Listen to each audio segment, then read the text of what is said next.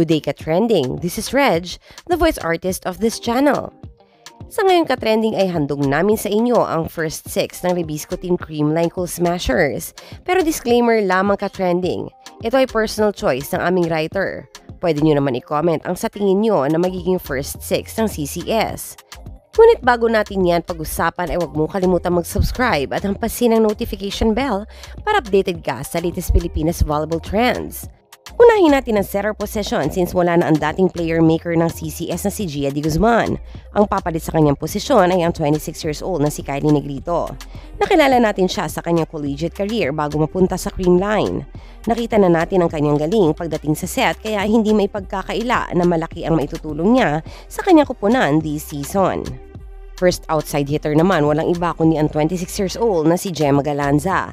Alam naman natin na maaasahan siya sa offense and defense. Marami na din siyang napatunayan. Lahat tayo ay saksi sa kanyang husay at galing. Noong mga nakaraang season ay isa siya sa nakatanggap ng award na Best Outside Hitter kaya siya ang aming napili.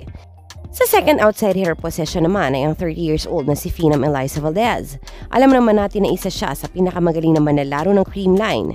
Kilala natin siya na mautak sa loob ng court kaya nahihirapan ng mga kalaban na basahin ang kanyang binibitawang mga palo. Kaya hindi na bago na masali siya sa first 6 ng CCS. Sa middle position naman, unahin natin ang 24 years old na si Sed Domingo.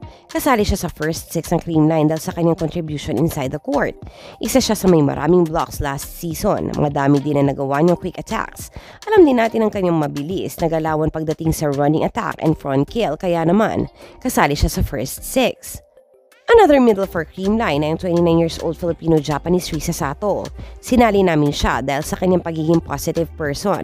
Palatawa man siya pero may ibubuga din kapag nabibigyan ng oras sa loob ng court. Sa opposite position naman, nilagay namin dyan ang 25 years old na si Tots Carlos. Sinali namin siya dahil sa talino niya sa loob ng court. Isa din siya sa bumubuhat sa kanyang kupunan. Nilagay namin siya sa opposite position dahil sa kanyang kakaibang palo na mahirap basahin ng kalaban. Sa libero naman ay ang 26 years old na si Kyla Atienza.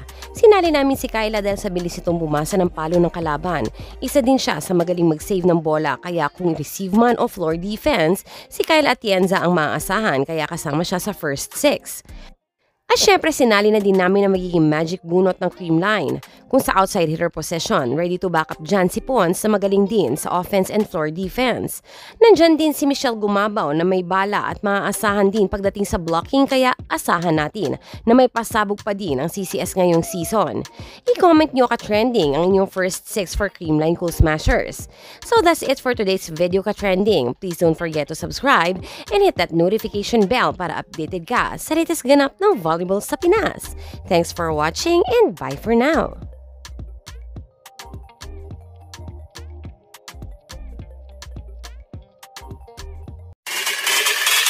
Boom, boom, boom, boom, boom.